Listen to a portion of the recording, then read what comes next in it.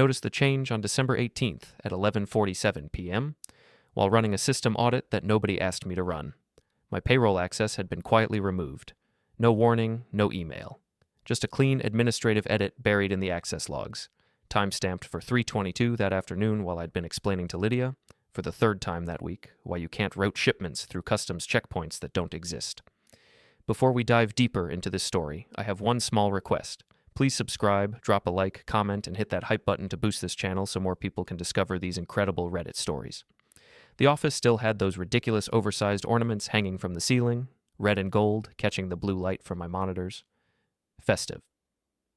I sat there for a moment, cursor blinking in the login field where my credentials should have worked, and felt something shift in my chest. Not panic, something colder. I logged into the backup admin portal, the one Desmond didn't know I'd kept access to after the last restructure, and pulled the edit history. The change had been made by Sloane's corporate credentials. My wife, who told me that morning, over coffee she didn't drink, that she'd be working late on contract revisions. I closed the laptop, walked to the window, looked down at the parking lot where my car sat alone under the streetlight and thought about how many hours I'd been working lately. 70? 80? The fleet management system had crashed twice in November. I'd rebuilt it. Lydia had been CC'd on the success email. Desmond had thanked her personally in the all-hands meeting. My phone buzzed. Sloane. Still at the office? Heading out now, I typed back. Good. We should talk about the Zurich integration tomorrow. I stared at that message longer than I should have. We'd talked about the Zurich integration 6 times already. It was my project. I'd designed the specifications, but every conversation somehow positioned it as something Desmond was letting me work on, as though I hadn't been the one holding this infrastructure together while he played CEO at charity galas. I locked my workstation, pocketed my access card, and took the stairs instead of the elevator. Needed the time. Needed to think. The house was dark when I got home, which meant Sloane was still at the office. Actually at the office, or at the office in the way that had become more common lately, meaning anywhere that wasn't here. I dropped my keys in the bowl by the door, next to the decorative pine branches she'd arranged with geometric precision, and stood in the foyer for a moment. Everything looked correct. Clean lines, neutral tones, the kind of space that appeared in architecture magazines under captions like "Modern Minimalism Meets Seasonal Warmth." Nothing looked lived in. Nothing looked like anyone had chosen it because they liked it. I pulled up the access logs again on my phone, scrolling through the edit history. My payroll permissions had been removed, but my system access remained intact. That was interesting. They needed me to keep working. They just didn't want me to see what I was being paid, or when, or by whom. I opened my laptop at the kitchen counter and started checking other things. My expense approvals, still there, but now routed through an additional oversight layer that hadn't existed last week. My emergency contact information, unchanged, still listing Sloane. My direct deposit details, those were gone entirely. Not modified. Gone. As in, no bank account on file. As in, the next payroll cycle would have nowhere to send my salary. I sat very still, the way you do when you're trying to hear something in another room. There was a pattern here. A shape. I just needed to see it clearly. My phone rang. Desmond. "You're up late," I said. "Just wanted to check in. Make sure you're feeling good about the Lydia transition." The Lydia transition. That's what he was calling it now. As though promoting his girlfriend to senior operations director, a position she was spectacularly unqualified for, was some kind of planned corporate evolution rather than the transparent nepotism it actually was. "I'm feeling great about it," I said. "Good, because I need you to smooth some things over." I waited. "She's getting some pushback from the regional managers. You know how it is? People resist change. I need you to send an email tomorrow. CC me. Just a team message. Talk about how excited you are to work with her. How much expertise she brings." "Expertise," I repeated. "Quincy." His voice shifted, that particular tone he used when he wanted me to remember who signed the checks. "This is important. For the family. For the company. For all of us." "I'll send it first thing," I said. "Appreciate you, brother." He hung up. I stared at my phone screen until it went dark. Brother. He'd been using that word more often lately. Always at the end of requests. Always when he wanted something that crossed a line. As though marrying his sister gave him permanent access to my cooperation. I opened my email and started drafting the message he wanted. Got 3 sentences in and stopped. Read them back. Deleted them. Started again. "Lydia brings a fresh perspective to operations leadership. I'm confident her approach will help us innovate in key areas as we scale our infrastructure into Q1. Corporate. Vague, meaningless, perfect. I didn't send it. Saved it as a draft instead. Then I opened a different folder. The one I'd been building quietly for 3 months, ever since Desmond had mentioned, casually over drinks after a board dinner, that he was looking at optimization strategies for the North American division, the one that included my entire department. I had documentation, quietly saved, server logs showing when I'd fixed critical issues, email chains proving I'd flagged the Lydia problems early, backup credentials for systems that only I knew how to maintain, a paper trail that showed exactly how much of this company's infrastructure ran because I made it run. And I had something else, something I'd started exploring after the third time Desmond had referred to me as support staff, in a meeting where I'd been the only person who understood the technical specifications being discussed. I had a contact in Zurich, had been talking to him since October. Informal conversations, theoretical scenarios. What would international transfer look like? What protections exist for specialized technical roles? What happens when someone with my clearance level requests reassignment under diplomatic labor provisions? I'd been careful, used my personal phone, scheduled calls during lunch, framed everything as academic curiosity. But I had an answer now, a clear answer.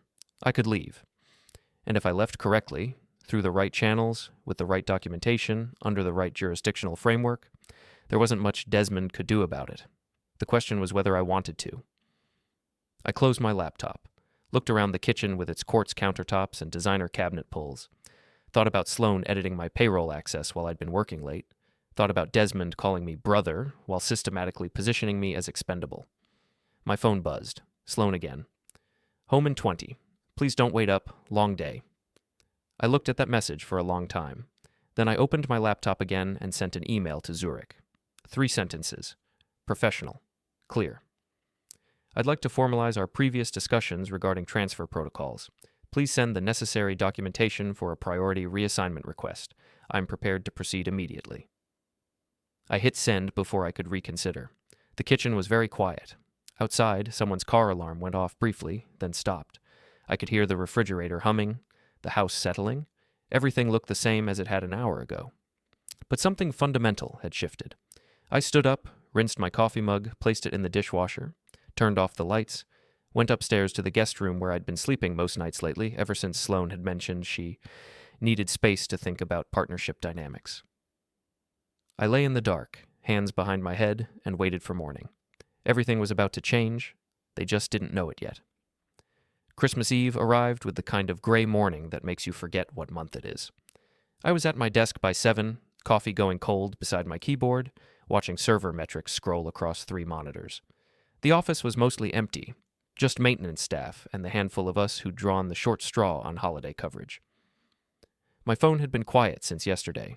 No response from Zurich yet, which was expected. Different time zones, holiday schedules, the usual bureaucratic friction. I wasn't concerned. The documentation would come. These things moved slowly until suddenly they didn't. Sloan had left early. Some last-minute shopping she'd mentioned over breakfast we didn't eat together. She'd been polite, distant, the way you are with someone you're planning to disappoint. I pulled up the draft email about Lydia, still sitting there, unsent. Desmond would notice eventually, probably after the holiday. I'd deal with it then. My desk phone rang. Internal line. I picked up. Quincy. My office. Now. Desmond. Not a request. I saved my work, locked my station, and took the elevator to the executive floor. The decorations were more expensive up here. Real pine garlands, tasteful lighting, the kind of seasonal display that cost more than most people's monthly rent. His door was open. He was standing at the window, hands in his pockets, looking down at the city. Power pose. I'd seen it 100 times. The thoughtful executive contemplating strategy, waiting for you to appreciate the weight of his considerations. Close the door, he said without turning. I did. We have a problem. He turned now, face arranged in that expression of concerned disappointment he'd perfected. Lydia came to me this morning. She's upset, says you've been undermining her authority with the regional teams. I waited. She showed me the emails. You've been routing issues around her, going directly to department heads, making her look incompetent. I've been routing issues to people who can solve them, I said. That's my job. Your job is to support leadership. She's leadership now. She asked me yesterday what TCP/IP stands for. Everyone has a learning curve. It's not a curve, it's a cliff. His expression hardened. This attitude. This is exactly what I'm talking about. You're making this difficult.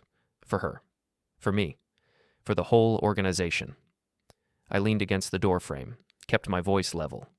What do you want, Desmond? I want you to apologize. To Lydia. Today. In writing. CC me and the executive team. Acknowledge that you've been territorial and commit to supporting her transition fully. And if I don't? He smiled. Not the friendly kind. Then we have a conversation about whether you're the right fit for this organization going forward. But I don't think we need to have that conversation. Do we? I looked at him. Really looked at him. Saw the calculation there, and the certainty. He thought he had me. Thought I needed this job too much to push back. Thought family loyalty meant I'd swallow whatever he served. I'll think about it, I said. You'll do it today, before end of business. It's Christmas Eve. There is no end of business. Then you'll do it now. He moved to his desk, pulled out his phone. In fact, let's call Lydia. Get this handled. Get everyone on the same page. My phone buzzed. Text from Sloan. Just be reasonable, please, for us. I stared at that message. She wasn't even here, which meant they'd coordinated this, planned it, probably last night while I'd been in the guest room sending emails to Zurich. Desmond was watching me, phone to his ear. Lydia. Yeah, he's here. We're going to get this sorted out. Pause. I know. Just come up to my office. He hung up, looked at me with something like pity. This doesn't have to be hard, Quincy. Just acknowledge you could have handled things better. Show some team spirit. We move forward. And if I don't? Then your pay gets suspended. Until you do. The words hung there. Very clear. Very direct.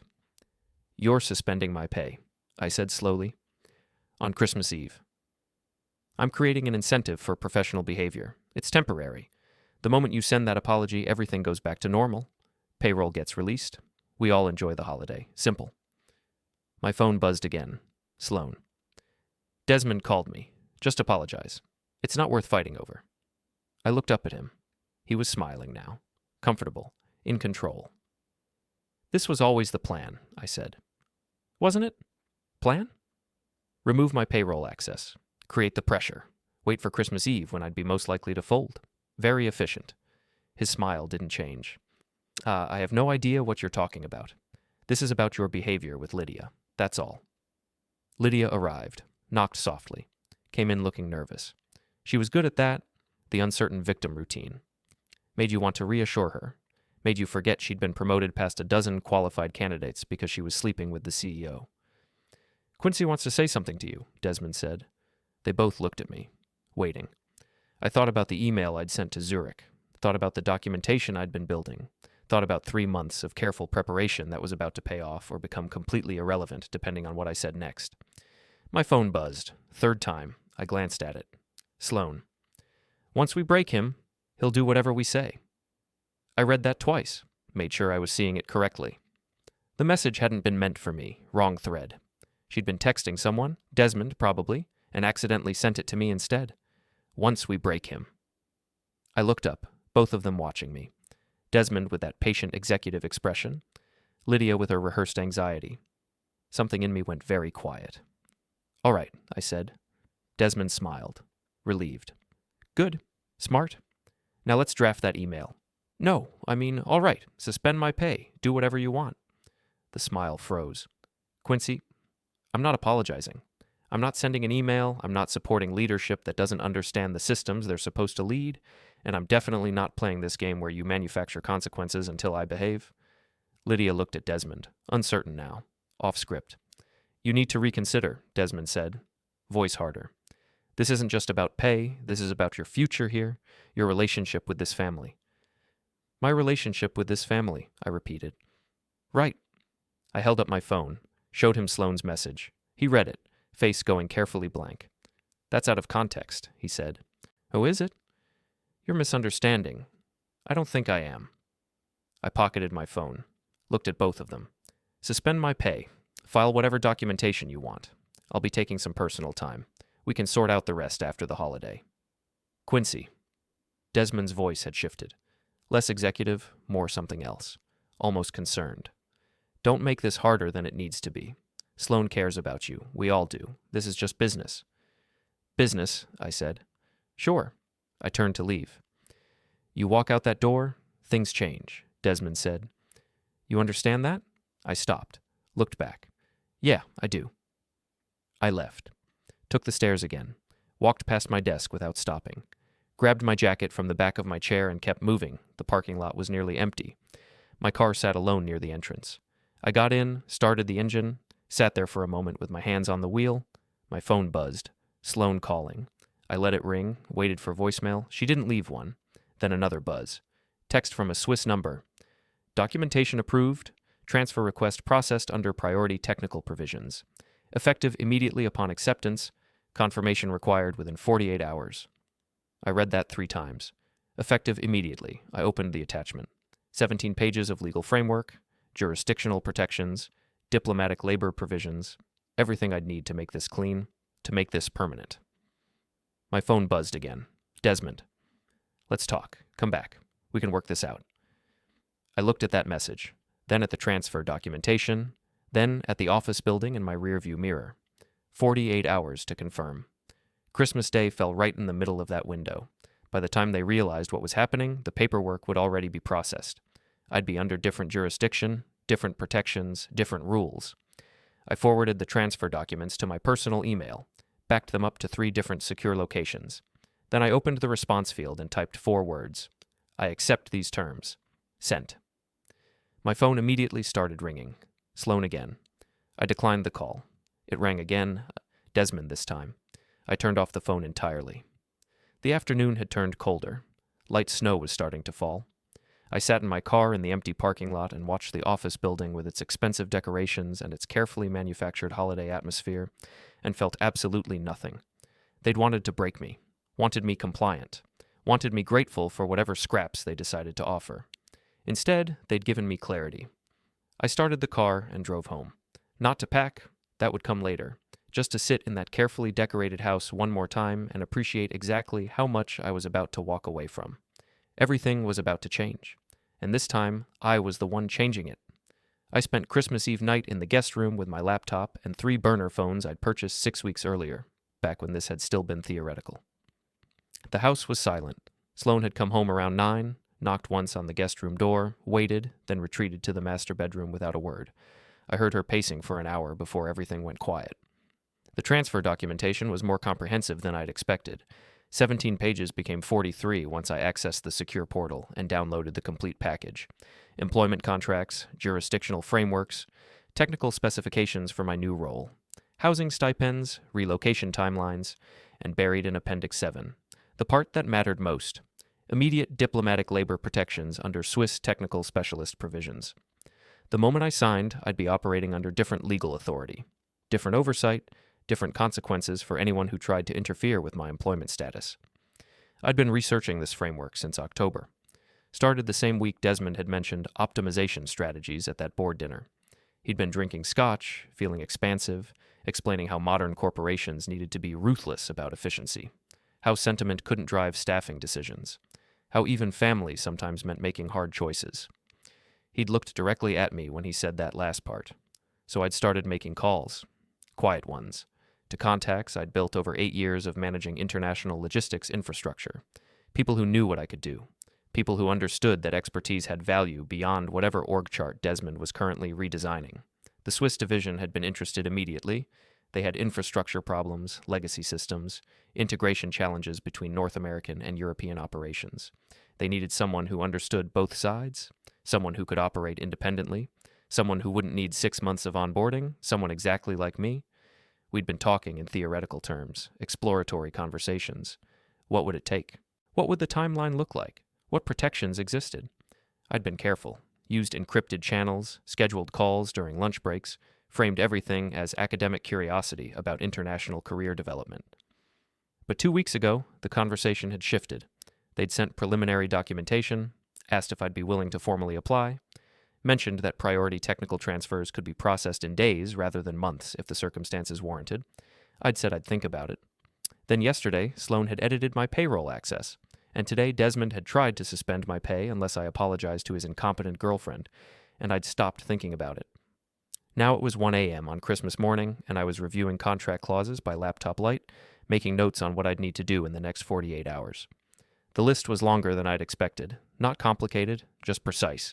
Documents to secure, accounts to transfer, personal items to extract from the office, access credentials to preserve, evidence to back up one more time, and a conversation to have with Sloan. That one I was dreading. My phone, the real one, which I'd turned back on around midnight, showed 37 missed calls.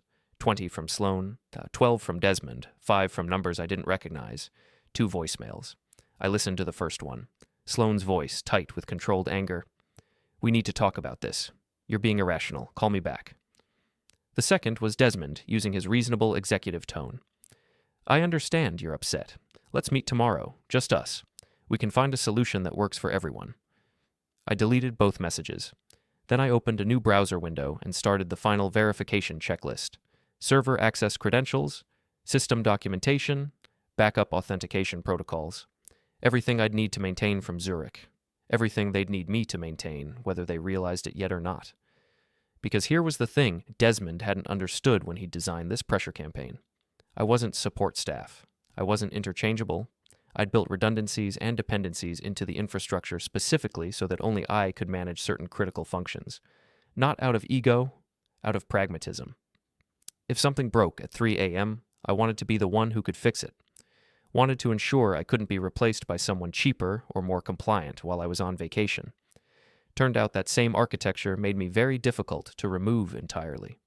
I spent 2 hours reviewing access logs, confirming what I already knew. The North American logistics infrastructure relied on 17 critical systems. 12 of them required my direct credentials to perform emergency maintenance. 5 had backup protocols, but only I knew where the documentation was stored. They could lock me out of payroll. They could suspend my building access. They could remove my name from the org chart, but they couldn't run the infrastructure without me. Not smoothly, not during Q4 shipping season, not without risking the kind of cascading failures that made board members ask uncomfortable questions.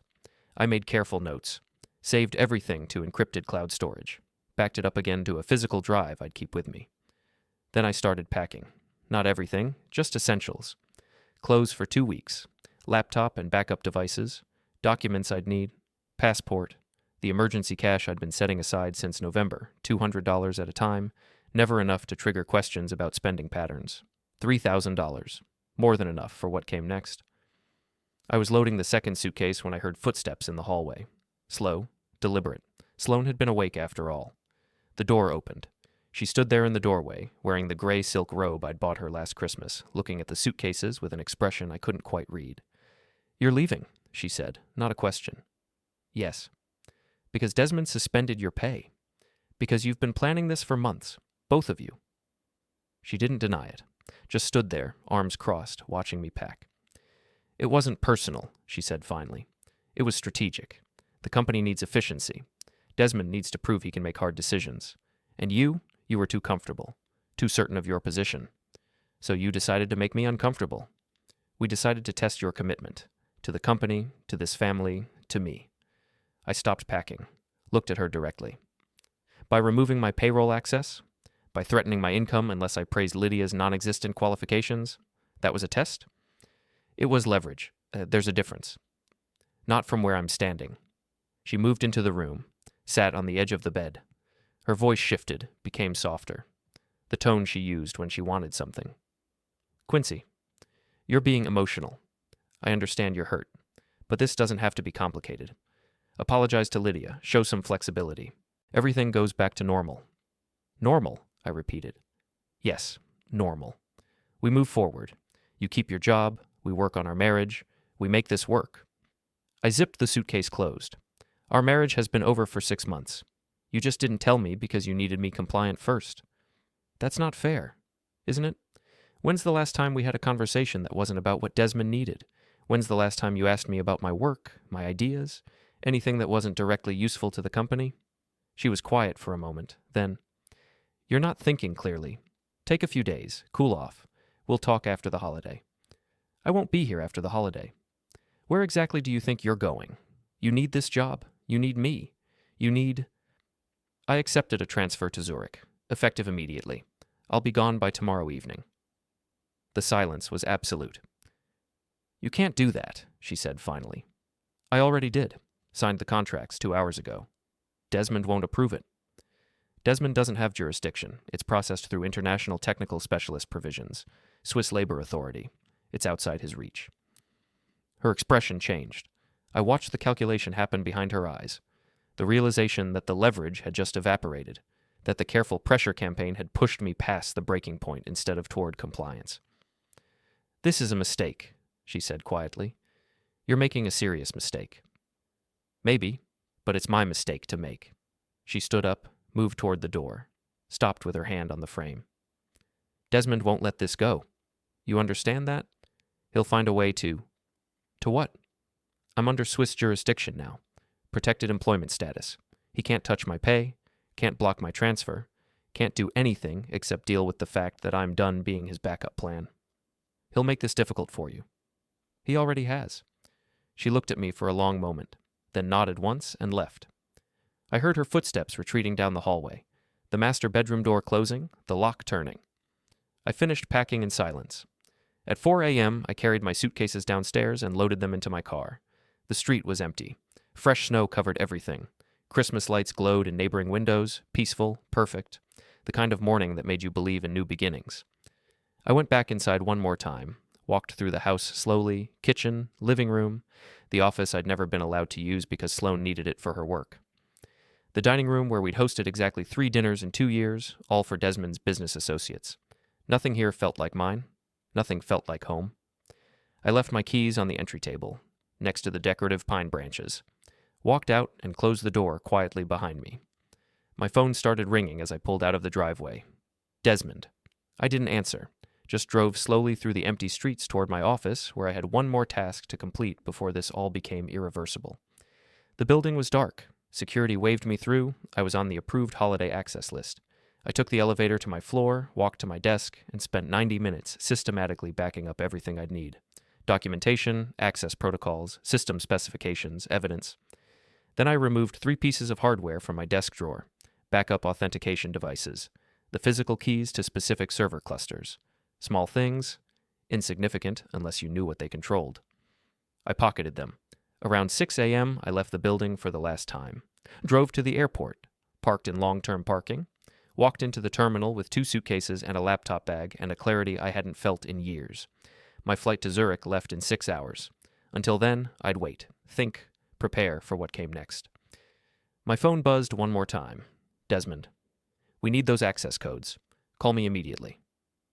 I read the message twice.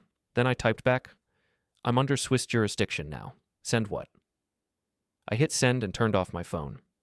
Everything was about to collapse.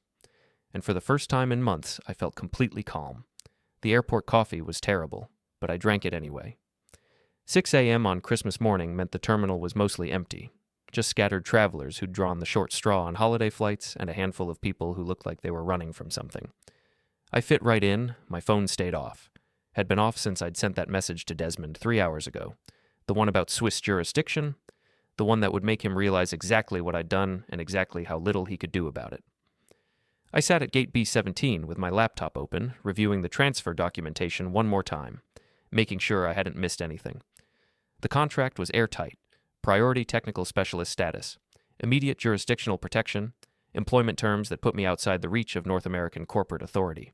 Desmond could suspend my pay at the local office, could lock me out of the building, could remove my name from every distribution list and org chart he controlled, but he couldn't stop the transfer, couldn't invalidate the contract, couldn't touch my new salary, which was already being processed through Swiss payroll systems he had no access to. And most importantly, he couldn't force me to hand over the access credentials that only I possessed. I'd built that leverage carefully. Over years. Small decisions that seemed like efficiency at the time, but added up to something more strategic. Backup authentication that required my biometrics. Documentation stored in locations only I knew. System dependencies that made me difficult to replace without significant disruption. Not impossible, just expensive, time-consuming, risky during peak season. The kind of thing that made board members ask uncomfortable questions about infrastructure planning and single points of failure. My laptop showed an email notification, new message from the Zurich office. I opened it. Transfer confirmed. Housing assignment, Seefeld District, furnished 1 bedroom. Start date, December 27th. Welcome to the team. Contact Victor Hoffman upon arrival for orientation. Clean.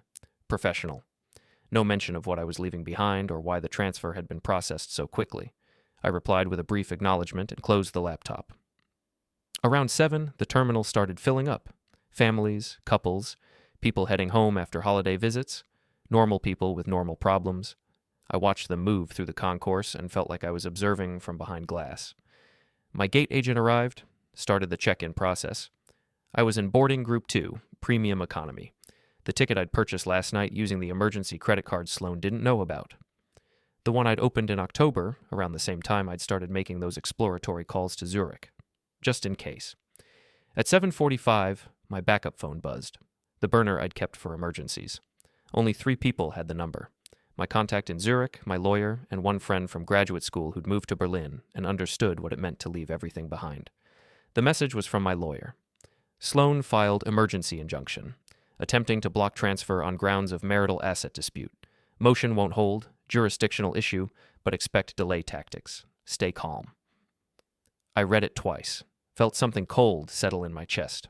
She was trying to stop me, not through conversation or compromise, through legal maneuver, trying to frame my departure as theft of marital property, as abandonment, as anything that might give her leverage. I typed back, "How long until it's dismissed?" 72 hours maximum. Judge won't grant temporary relief on these facts. They're fishing. 72 hours. 3 days. My transfer was already processed. My contract already active. The motion would fail, but it would buy them time to figure out their next move. I looked at my boarding pass. I'll flight left in 90 minutes. Once I was in the air, none of this mattered. Swiss jurisdiction, different rules. I just had to get on the plane. At 8:15, my phone, the real one, still powered off, started vibrating in my pocket. I could feel it. Continuous buzzing, someone calling over and over. Probably Desmond, probably Sloan, probably both of them, coordinating their next attempt at control. I left it off. Boarding started at 8:30, Group 1, business class. I watched them file through, then Group 2. I stood, grabbed my carry-on, and walked to the gate. The agent scanned my boarding pass, smiled. "Merry Christmas. Enjoy your flight." "Thank you." I walked down the jetway, found my seat, 14C, window, stored my bag in the overhead compartment, and sat down. The plane was maybe 60% full. Christmas morning flights were never crowded. I had the row to myself. I buckled in and looked out at the tarmac. Gray sky, light snow still falling, the kind of weather that made you want to stay inside, but I wasn't staying inside. I was leaving. Finally. The safety demonstration started. I'd seen it 100 times, knew every word, let it wash over me while I thought about what would be happening back at the house. Sloan reviewing legal options with her attorney, Desmond making calls, both of them realizing that the careful pressure campaign had pushed me into something they hadn't anticipated. They'd wanted compliance, gotten flight instead. Around 9, we pushed back from the gate. I watched the terminal recede, felt the plane taxi toward the runway. Everything was real now, irreversible. My seatback phone rang. Not my cell, the actual airline phone embedded in the seat. I stared at it. Those things never rang. Nobody used them. They cost $12 a minute. I picked up. "Quincy." Desmond's voice. Tight, controlled. "Don't hang up." "How did you—" "I know people at the airline. Pulled some favors. Listen to me. You're making a mistake. A serious mistake. Come back. We'll work this out." The plane was moving faster now, approaching the runway. "There's nothing to work out," I said. "You took company property, access credentials, authentication devices. That's theft. Corporate espionage. I can have you arrested when you land." "No, you can't. Everything I took is covered under technical specialist provisions. It's in my contract, the one you never read because you assumed I'd never leave.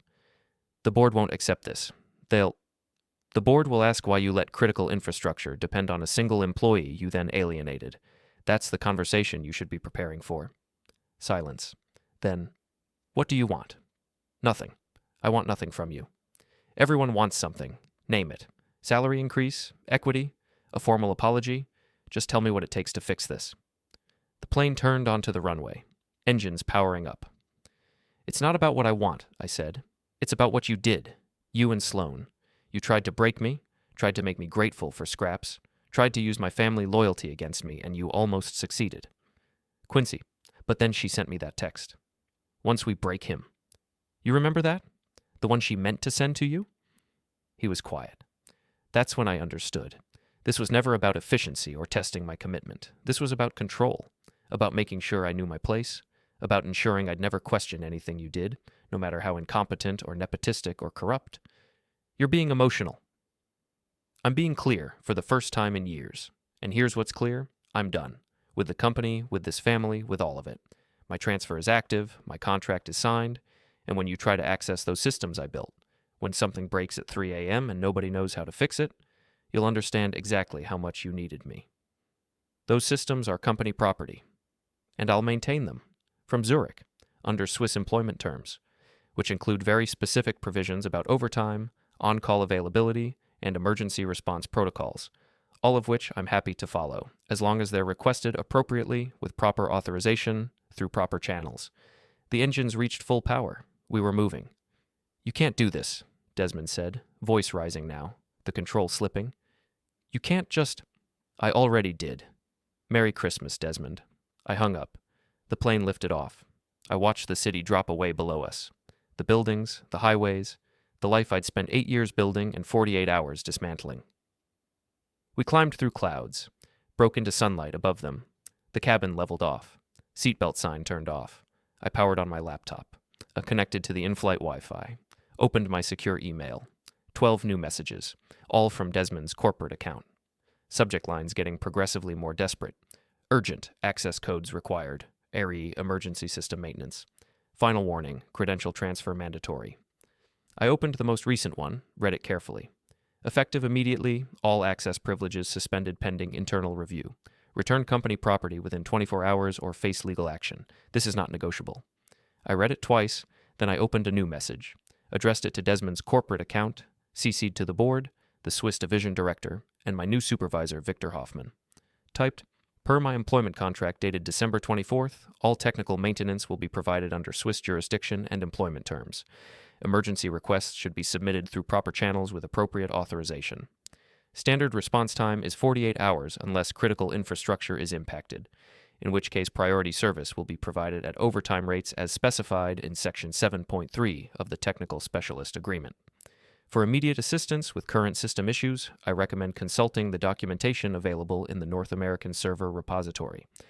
Access credentials are available through standard IT request procedures.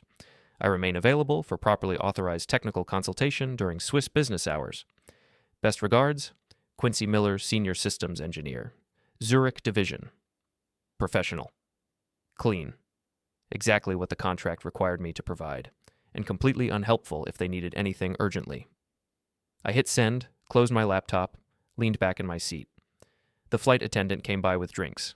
I ordered coffee. Real coffee this time. The good kind they served in business class even though I was in premium economy. Traveling for work or pleasure, she asked. Both, I said. New job, new city, fresh start. Wonderful. Congratulations. She moved on. I sipped my coffee and looked out at the clouds below. Solid, unbroken, like a floor you could walk on if physics allowed it. My backup phone buzzed one more time. Another message from my lawyer. Injunction dismissed. Judge ruled no jurisdiction. You're clear? I stared at that message for a long time. Then I typed back, thank you. Invoice my new address when ready. I turned off the phone. All of them. Every device. For the next 8 hours, I was unreachable, untouchable, between jurisdictions, between lives. And for the first time in longer than I could remember, I felt something close to peace. Zurich looked exactly like the photographs. Clean, efficient, cold in that European way that felt intentional rather than hostile. I arrived at 7 p.m. local time, cleared customs without incident, and took a taxi to the furnished apartment in Seefeld that my new employer had arranged. The driver spoke minimal English. I spoke no German. We rode in comfortable silence through streets lined with Christmas lights and shuttered holiday shops.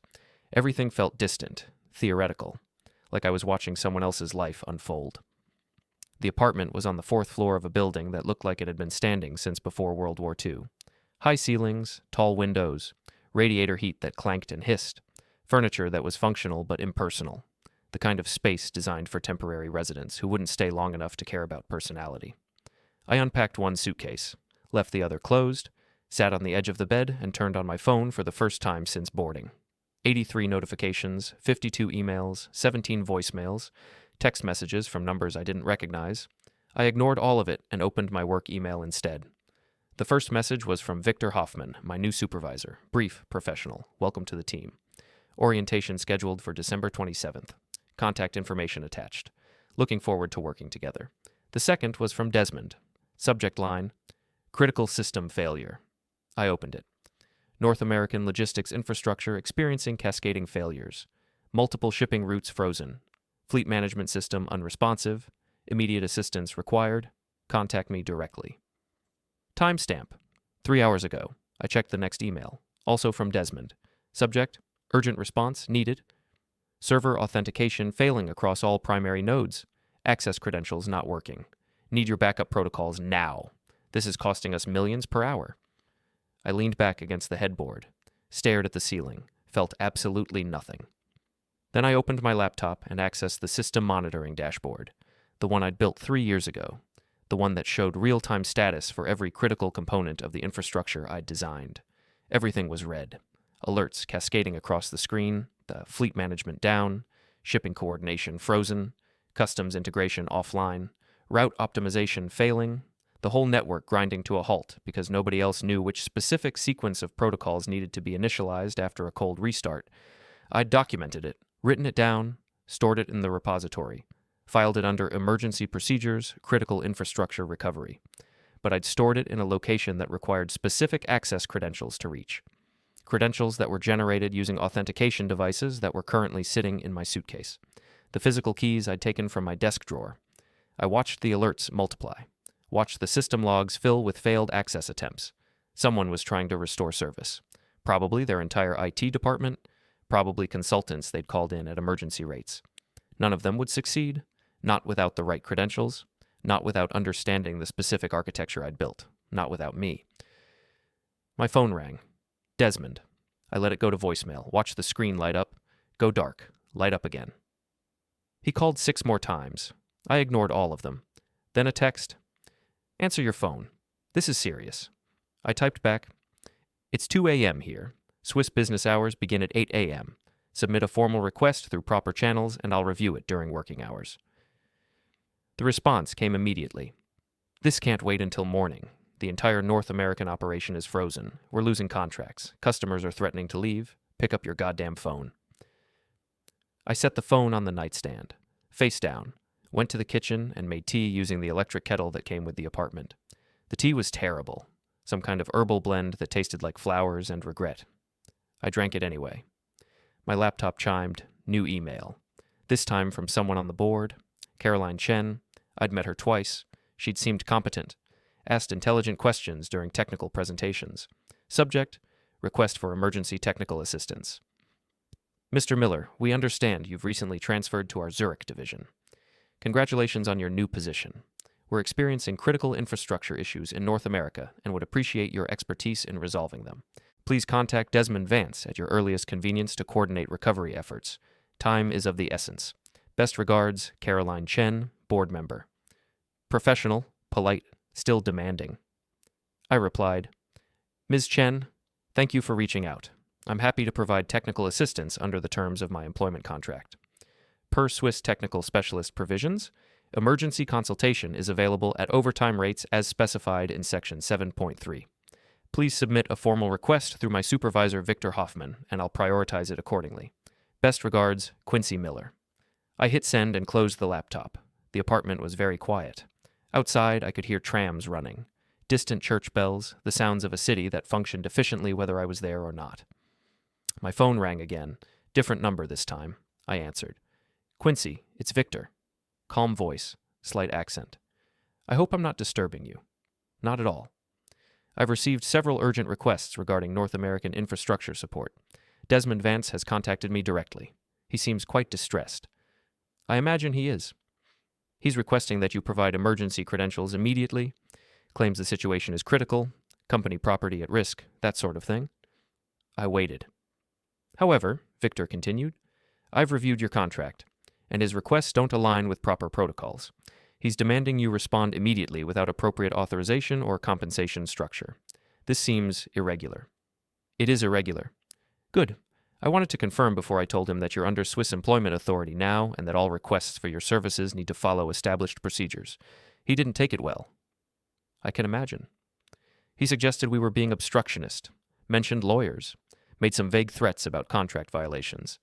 I informed him that threatening Swiss employees for not working outside their contracted hours was inadvisable. I almost smiled. Thank you. You're welcome. Now, setting aside his poor approach, is this situation actually critical? Are we looking at significant infrastructure failure? Yes, the North American logistics system is probably completely offline by now. Can anyone else restore it? Eventually, if they bring in the right consultants and give them enough time to reverse engineer the architecture. Maybe a week, maybe 2. And you could restore it immediately? In about 20 minutes, if I wanted to. Silence. Then, but you don't want to. I don't want to reward the behavior that led to this situation. I see. Another pause. Quincy, I'm going to be direct with you. I've read your file. I know why this transfer was processed so quickly. I know what happened with Desmond and his sister. And while I sympathize with your position, I need to understand something. Are you withholding assistance out of principle or revenge? I thought about that. Really thought about it. Both, I said finally. Fair enough. Here's my position. I won't force you to help. Your contract protects you, but I also won't shield you from board scrutiny if the situation escalates. If there are significant financial losses, they'll ask questions. They'll want to know why their senior systems engineer refused to assist during a crisis. Refused, or declined to work outside contracted hours without proper authorization. That's a matter of perspective, and the board will choose whichever perspective suits their interests. Understood. Good. So here's what I propose. You submit a formal quote for emergency consultation, overtime rates, premium for holiday work, everything by the book. I'll forward it to Desmond with a recommendation that he approve it immediately. If he accepts, you provide the assistance.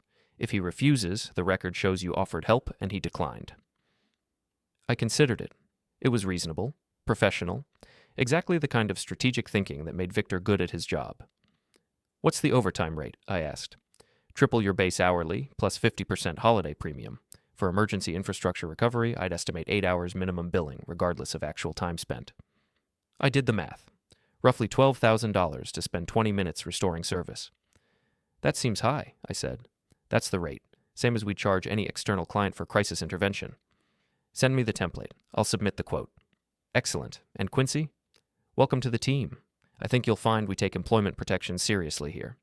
He hung up. I opened my laptop and waited for the template to arrive. It came through 5 minutes later. Standard consultation agreement. I filled it out carefully. I listed the services, specified the rates, included a clause about immediate payment required before work commenced, sent it to Victor, CC'd to Desmond. Then I sat back and waited. The response came in 40 minutes, not from Victor, from Desmond directly. This is extortion. $12,000 to fix a problem you created? I'll see you prosecuted for sabotage before I pay this. I forwarded the message to Victor without comment. His reply came quickly. I've informed Mr. Vance that his accusation of sabotage is baseless and potentially libelous. I've also explained that you created no problem. His organization failed to maintain proper documentation and cross-training. The quote stands. He has 2 hours to accept before I close your availability for the evening. I watched the clock, drank more terrible tea, thought about how much this silence was costing them. Fleet management down meant shipping delays. Shipping delays during holiday season meant penalty clauses. Penalty clauses meant angry customers. Angry customers meant canceled contracts. The losses were accumulating, minute by minute, while Desmond sat there trying to decide whether his pride was worth $12,000. At 11 p.m. Zurich time, 5 p.m. in North America, my phone rang. Victor again. He accepted. Wire transfer confirmed.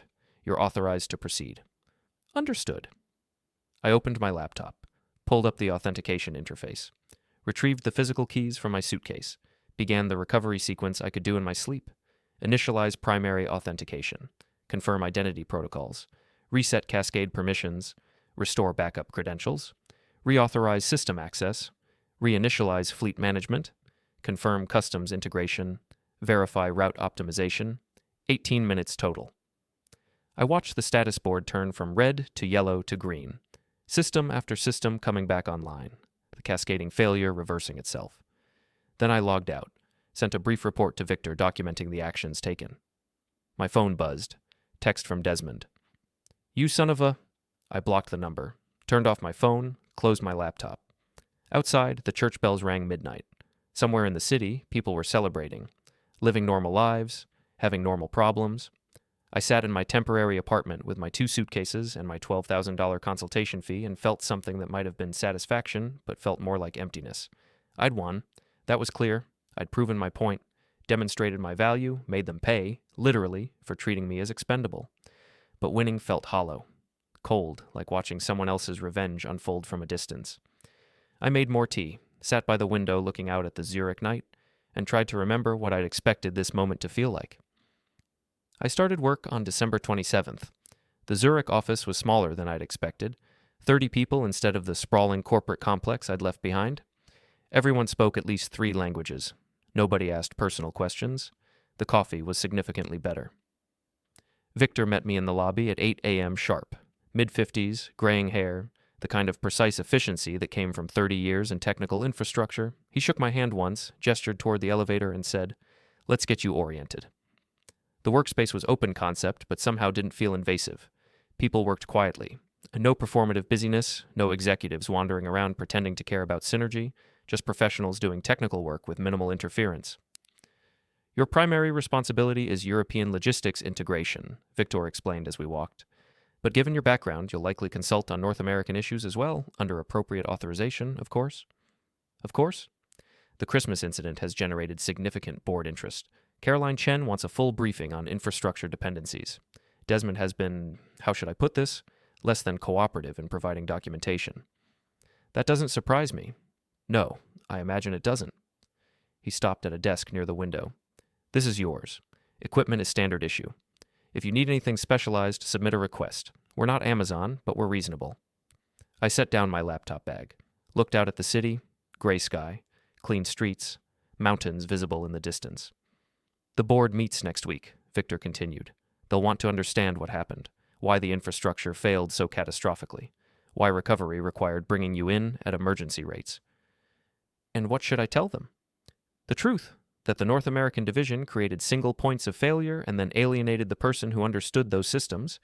That's a management problem, not a technical one. Desmond won't see it that way. Desmond is currently explaining to several unhappy customers why their holiday shipments arrived late. His perspective is less relevant than it was a week ago. I almost smiled at that. The first 3 days were orientation, technical briefings, system architecture reviews, meeting the team. Everyone was professional, competent. Nobody asked why I'd transferred so abruptly. Nobody mentioned the infrastructure failure that had apparently cost the company several $1 million in penalties and lost contracts. But they knew. I could see it in the careful way they treated me. The respect that came from being the person who could break things and then charge premium rates to fix them. On the 4th day, Victor called me into his office. The board briefing is tomorrow. Caroline Chen will be there, 2 other board members, and Desmond calling in remotely. They want a technical explanation of what happened. Just technical? That's what they're asking for. But they're not stupid. They'll read between the lines. He handed me a folder. This is the damage assessment. Penalty clauses triggered. Contracts lost. Recovery costs. Current total is $4.2 million. I opened the folder, read through the numbers. Felt nothing. They're looking for someone to blame, Victor said. Desmond is pointing at you. Claims you sabotaged the system before leaving, that you deliberately created the failure as revenge. And what does the evidence say? The evidence says you built a complex system without adequate documentation or cross-training, that you made yourself indispensable, that when you left, nobody else could maintain it. Is that accurate? He looked at me carefully. Is it? I thought about that, about the choices I'd made over the years, the architecture decisions, the authentication protocols, the deliberate dependencies I'd built in. Yes, I said finally. That's accurate. Good, because that's your defense. You didn't sabotage anything. You built infrastructure that required specialized knowledge that Desmond failed to preserve when he chose to alienate you. That won't satisfy him. No, but it will satisfy the board. They care about risk management, about whether this could happen again, about whether Desmond made strategic errors that exposed the company to this kind of failure. I closed the folder. What do you want me to say? I want you to explain what happened, technically, clearly, without emotion. Let the facts speak for themselves. The board meeting was scheduled for 2 p.m. Video conference. I logged in at 1:58, saw Caroline Chen already on screen, 2 other board members whose names I'd forgotten, and then Desmond's face appeared. Tight, controlled, furious underneath. "Thank you all for joining," Caroline began. "We're here to understand the infrastructure failure that occurred on December 25th. Quincy, can you walk us through what happened?" I pulled up the technical documentation, started explaining. The North American logistics infrastructure consisted of 17 interdependent systems: fleet management, route optimization, and customs integration, shipping coordination, all of it built over 8 years, all of it relying on specific authentication protocols that I'd designed. When I left, those protocols remained intact. The systems continued functioning, but they were vulnerable to any disruption that required manual intervention. On Christmas Day, something had triggered a routine security check, probably automatic, probably scheduled weeks earlier. The check had cycled through authentication credentials and found several that were flagged as potentially compromised. Standard procedure would be to reset those credentials, but resetting required administrative access. Access that used physical authentication devices that were no longer in the building. The system had frozen, waiting for authentication that couldn't come. Everything downstream had cascaded into failure mode. "So the failure was triggered by a security check?" one of the board members asked. "Yes, a routine check that normally would take 5 minutes to resolve." "But it couldn't be resolved because you had the authentication devices." "Correct. Devices you removed when you left?" "Devices that were assigned to me personally, under my employment contract, standard practice for senior technical specialists." Desmond's face filled the screen. "Standard practice is to return company property when you resign." "I didn't resign. I transferred. Under diplomatic technical specialist provisions. My employment contract never terminated. I'm still an employee. Those devices are still assigned to me?" "Semantics," Desmond said, voice hard. "You knew taking them would cause problems. You knew we'd need them. You took them deliberately as leverage." "I took them because they're part of my assigned equipment, and because I've been trying to get approval for backup authentication procedures for 3 years. Every request was denied as low priority." Caroline Chen leaned forward. "Is that documented?" "Yes. I can provide the email chain." She made a note. "And these backup procedures, if they'd been implemented, would they have prevented this failure?" "Yes. The entire incident could have been resolved in minutes by any competent systems administrator. But without the backup procedures, resolution required your specific involvement." "Correct. Which you provided, after some delay." "After proper authorization and compensation structure were established." "Yes." Desmond exploded. "You held the company hostage. You deliberately created a crisis and then charged us $12,000 to fix it." I kept my voice level. "I created a robust infrastructure that functioned perfectly for 8 years. I repeatedly requested backup procedures that were denied. When I transferred to Zurich under proper protocols, I remained available for consultation at standard emergency rates that apply to any external consultation during non-business hours." "You're not external. You're an employee." "In Zurich, under Swiss Employment Authority, which has very specific provisions about overtime and emergency work, provisions your organization agreed to when you approved my transfer." "I didn't approve anything," Caroline's voice cut through. "Actually, Desmond, the transfer was approved through standard technical specialist protocols. Your approval wasn't required." A silence. She continued. "What I'm hearing is that we built critical infrastructure around a single employee. We denied his requests for backup procedures. We then created conditions that led him to transfer divisions. And when the predictable failure occurred, we were unable to resolve it without his assistance." "He manipulated the situation." "Did he?" "From what I'm seeing, he built systems that worked. He documented the risks. He requested mitigation strategies that were denied. He then exercised his contractual right to transfer. The failure resulted from our lack of preparation, not his actions." Desmond's face was rigid. "This is exactly what he wanted. To make me look incompetent, to destroy everything I built." "You built it on a foundation you didn't understand," I said quietly. "And when I tried to explain the risks, you told me I was being territorial, that I needed to trust the team, that individual knowledge wasn't as important as collective capability. That's a distortion." "Is it?" Check your email from November 14th, the one where you told me that documenting complex technical processes was a waste of time because any good engineer should be able to figure it out. Silence again. Caroline looked at the other board members. "I think we have enough information. Desmond, you'll need to submit a comprehensive plan for infrastructure redundancy, including backup authentication, cross-training, and documentation standards, by end of next week. You're blaming me for this? I'm holding you accountable for risk management failures. That's your responsibility as division head. And what about him? He walks away clean after sabotaging. He didn't sabotage anything. He provided expertise that we failed to preserve. That's on us, on you. Desmond opened his mouth, closed it. His screen went black. Caroline looked at me directly through the camera. Quincy, thank you for your time and your assistance during the crisis. We appreciate your professionalism. Thank you. One more thing. I understand your transfer occurred under difficult circumstances, personal circumstances. I want you to know that those circumstances have been noted. If you need additional support during your transition, please let Victor know. I nodded. She ended the call. I sat in the empty conference room for a moment, staring at the blank screen, feeling something I couldn't quite identify. Victor appeared in the doorway. Well done. Was it? You stayed calm, presented facts, didn't get emotional. That's exactly what they needed to see. And Desmond? Desmond is realizing that alienating his most valuable technical resource had consequences. He'll survive, but his authority is diminished. Questions will be asked, his decisions scrutinized. I stood up, closed my laptop.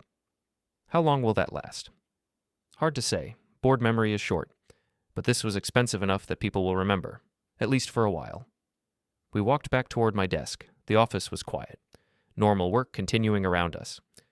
How does it feel? Victor asked. Getting what you wanted. I thought about that. About Desmond's face on screen. About the $4.2 million damage assessment. About Sloan somewhere back in America, dealing with the fallout of a marriage that had ended over a single mistyped text message. Empty, I said finally. It feels empty. That's normal. Revenge usually does. Is that what this was? He looked at me carefully. What else would you call it? I didn't have an answer. We reached my desk. He left me there. I sat down, looked out at the mountains in the distance, thought about what came next. My phone buzzed. Text from a number I didn't recognize. I almost ignored it. Then curiosity won. This is Sloan. Desmond resigned this morning. Board forced him out. I'm managing the fallout. I hope you're happy. I stared at that message for a long time. Then I typed back, I'm not. And I meant it. I deleted the conversation, turned off my phone, went back to work. Outside, the sun broke through clouds for the first time in days. Light reflected off snow-covered mountains, clean, clear, beautiful, and I felt absolutely nothing at all.